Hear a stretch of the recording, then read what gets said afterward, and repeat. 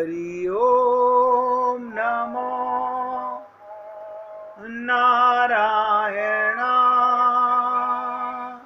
ओम नमो नारायण हरि ओम नमो नारायण ओम नमो नारायण हरि ओम नमो नारायण ओम नमो नारायण हरि ओम नमो नारायण ओम नमो नारायण। सभी पुण्य आत्माओं से निवेदन कर रहा हूं, आप अपने आप को आत्मा मान करके ब्रज के अंदर ब्रज की महिमा को जानने का प्रयत्न करोगे तो आपको भगवान के साथ उनकी लीलाओं का, गोपियों के विरह का प्रेम समझ में आएगा। और आप अगर अपने आप को कोई भी स्त्री बनकर पुरुष बन के सत्संग सुन रहा है तो मैं आप हाथ जोड़ के निवेदन कर रहा हूं, कुछ पल्ले नहीं पड़ने वाला। आपको लगेगा हमने सुना तो है, लेकिन उड़ जाएगा, रहेगा नहीं। आत्मा का ये प्रसाद है सत्संग। अगर आत्मा को पात्र बनाओगे तो ग्रहण कर पाओगे, और आप शरीर के मन बुद्धि को बनाओगे तो फिसल जाएगा। क्योंकि शरीर में, मन बुद्धि में, ध्यान से सुनो, धन बड़ा अच्छा लगता है, परिवार बड़ा अच्छा लगता है, अपना ये मिट्टी का शरीर बड़ा अच्छा लगता है। अपने को आत्मा मानना बड़ा अजीब लगता है। आओ अब ब्रज में चलें, ध्यान से सुनिएगा। ब्रज में भक्त के पीछे पीछे जाओगे, एक एक शब्द पे ध्यान देना। अगर वृंदावन में, चाहे अयोध्या में जाओ चाहे वृंदावन में जाओ, अगर भक्त के पीछे पीछे जाओगे तो वहां का रहस्य मालूम पड़ेगा। और बिना किसी भक्त के स्वतंत्रता से वहां चले जाओगे तो कुछ नहीं मालूम पड़ेगा।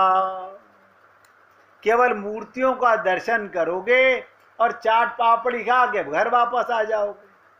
बस एक चीज और लिख लोगे, हम बद्री का आश्रम गए थे, हम केदारनाथ गए थे, हम रामेश्वरम गए थे, हम वृंदावन भी हो आए, हम अयोध्या भी हो आए। बस आपकी डायरी में एक कॉलम और बढ़ जाएगा, मिले मिलाएगा कुछ नहीं।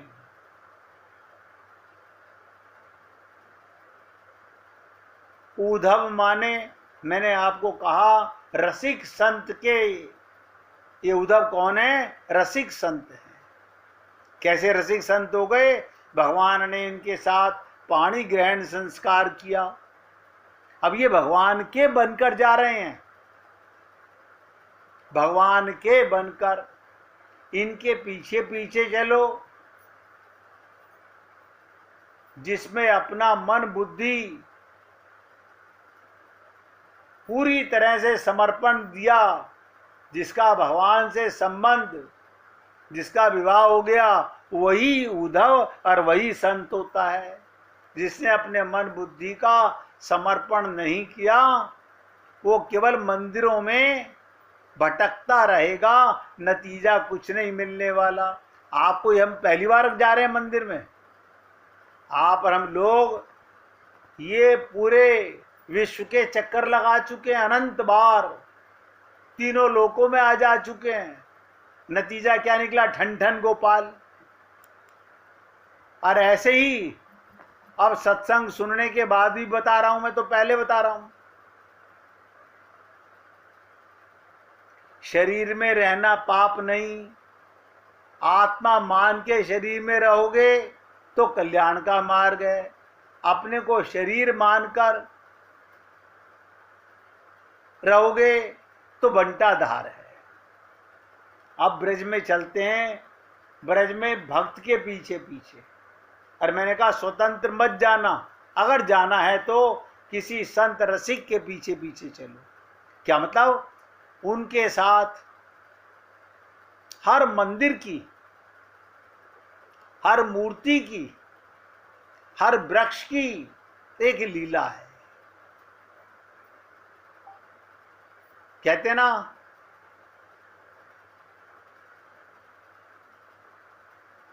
वृंदावन के वृक्ष को मर्म न जाने कोई, जहां डाल डाल और पात पात पर राधे राधे होई।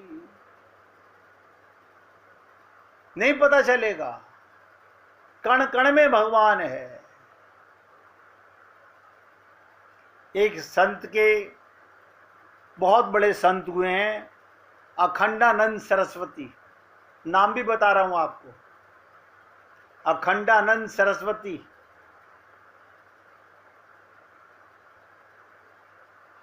अठारह वर्ष की अवस्था में वृंदावन पहुंचे।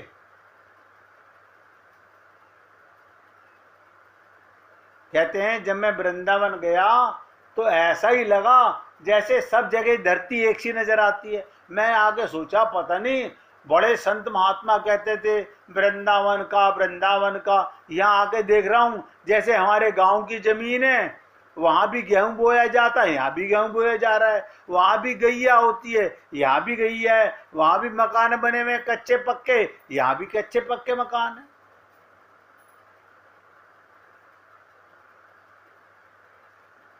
ये सन 1926 की बात बता रहा हूं। वो संत जब पहली बार आए, बोले, मैं सोचने लगा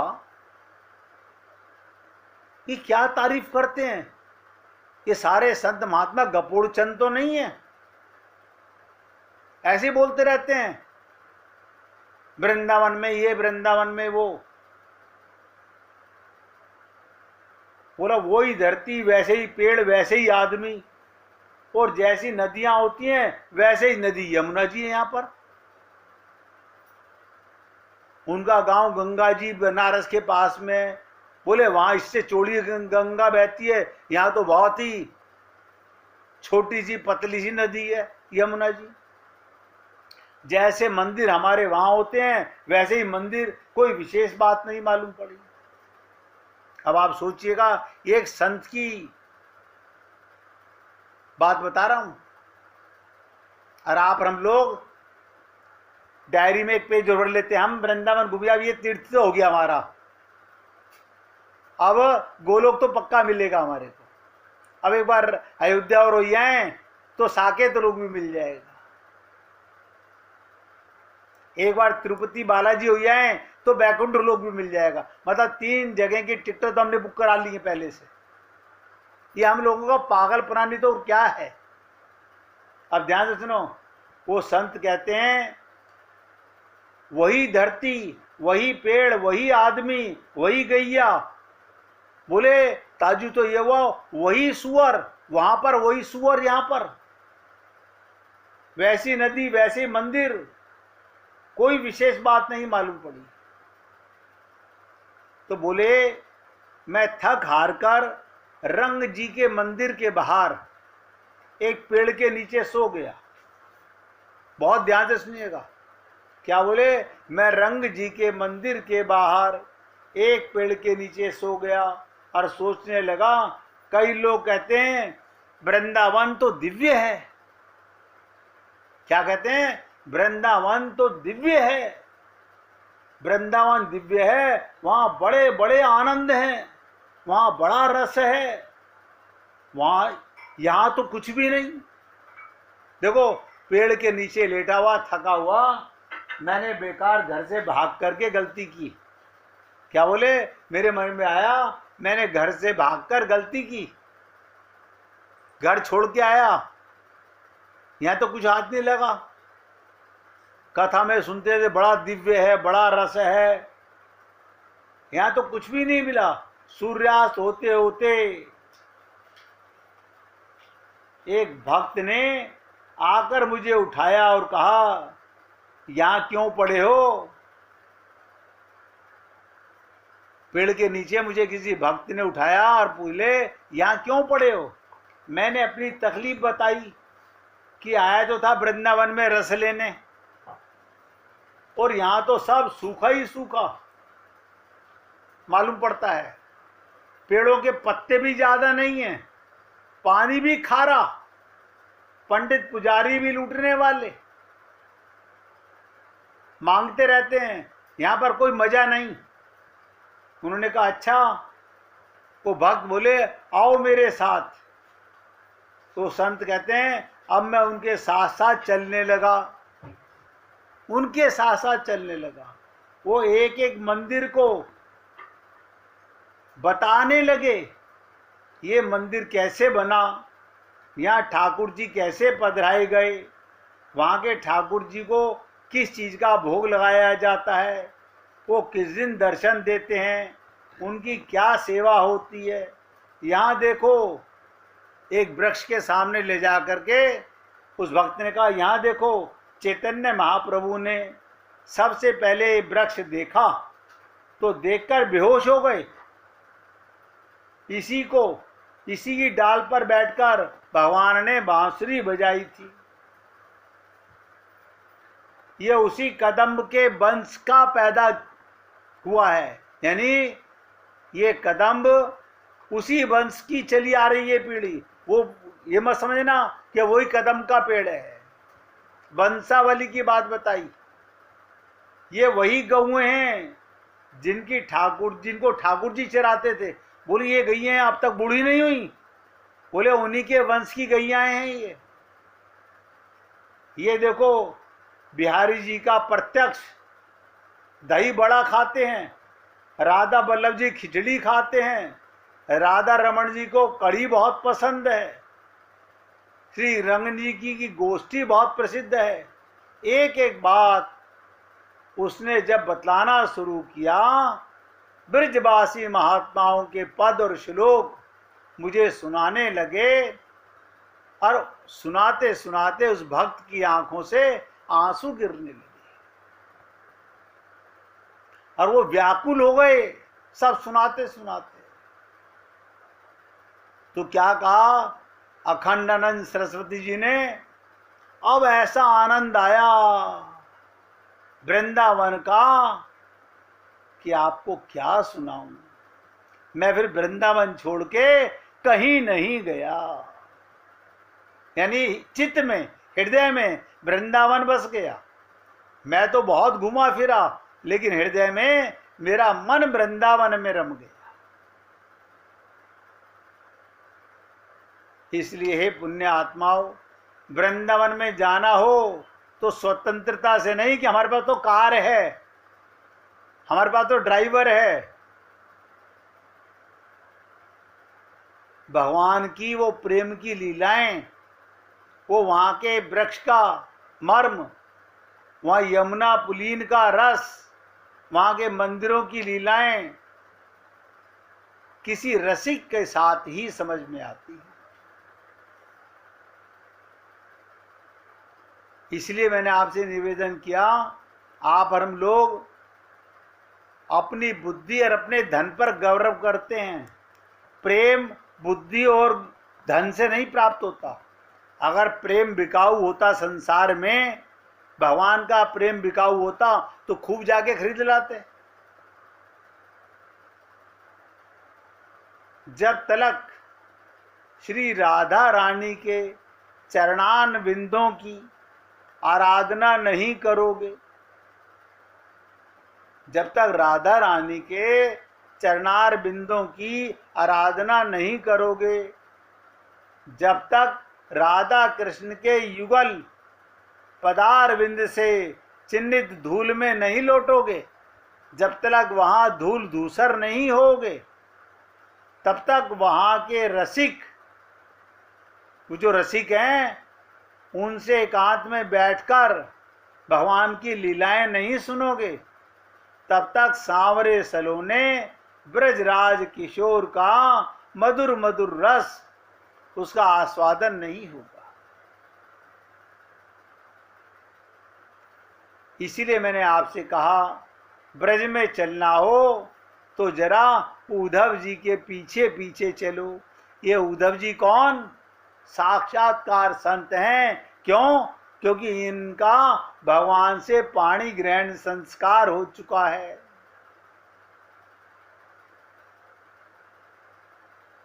उद्धव जी से सबसे पहले कहाँ जाएंगे? नंद बाबा के ब्रज में प्रवेश किया, क्योंकि नंद बाबा का नाम भगवान श्री कृष्ण ने सबसे पहले लिया था। जो लोग भोग में अनुरक्त हैं या दिन रात काम धंधे में फंसे हुए हैं, ध्यान से सुनो, जो भोग विलास में और काम धंधे में फंसे हुए हैं, या जिनको भज कलदारम भज कलदारम, क्या मतलब? धन कमाओ, धन कमाओ, नाम कमाओ, ऐशो आराम कमाओ, इसे कहते हैं भज कलदारम।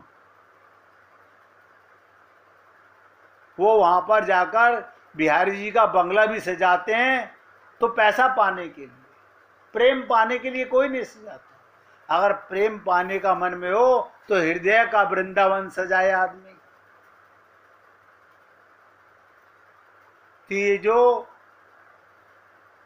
काम धंधे में बिजी, भोग विरास में बिजी, ये भज कलदारम के सिवाय कुछ सूझता ही नहीं। उन लोगों को ब्रज भूमि की विशेषता नहीं दिखाई पड़ती।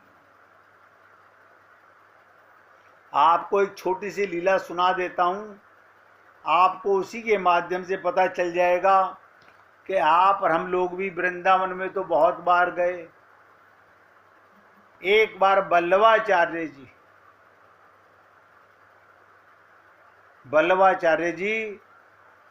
ब्रज के अंदर अपने शिष्यों के साथ यात्रा कर रहे थे। उन्होंने एक जगह पर पानी का छोटा सा गड्ढा देखा। आप कहोगे ऐसे तो बहुत जगह भरे होते हैं, जगह जगह भरे होते हैं, और सावन के महीने में तो खूब मिलते हैं पानी में गड्ढे भरे हुए। और उस गड्ढे के ऊपर सैकड़ों नहीं हजारों मच्छर भिन भिना रहे थे। और बल्लवाचार्य जी बहुत बड़े संत हुए हैं। उन्होंने तुरंत वहां पर जिस जल से लोग बचकर निकल रहे थे,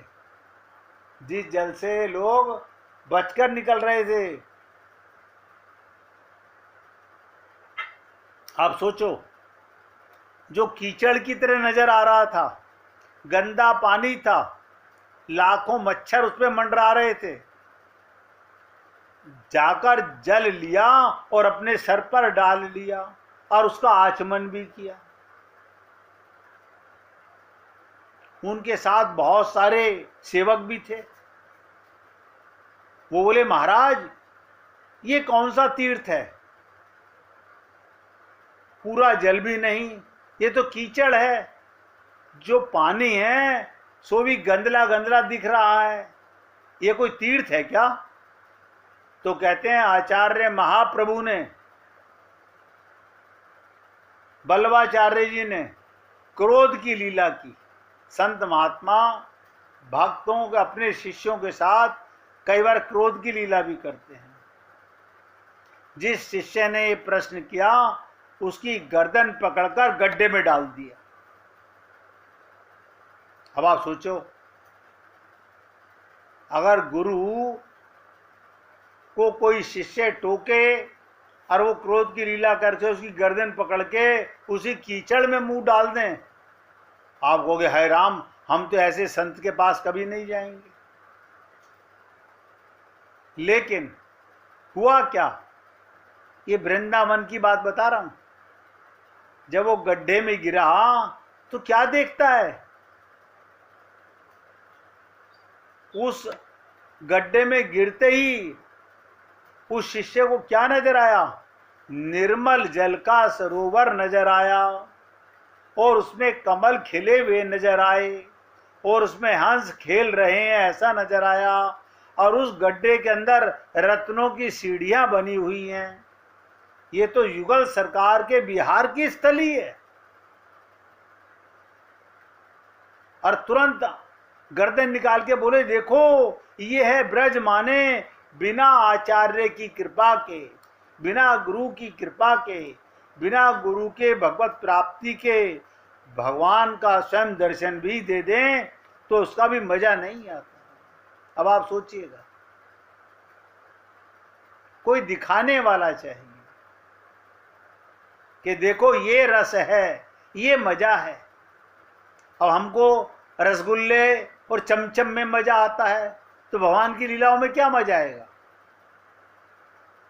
आप सोचो, हमारा मजा तो मुंह में 2 इंच की जवान लेकर पेट में डाल देती है मल बनाने के लिए, लेकिन संतों में मुखारबिंद से जो रस मिलता है वो लंबा आनंद देती है, परमानंद देती है।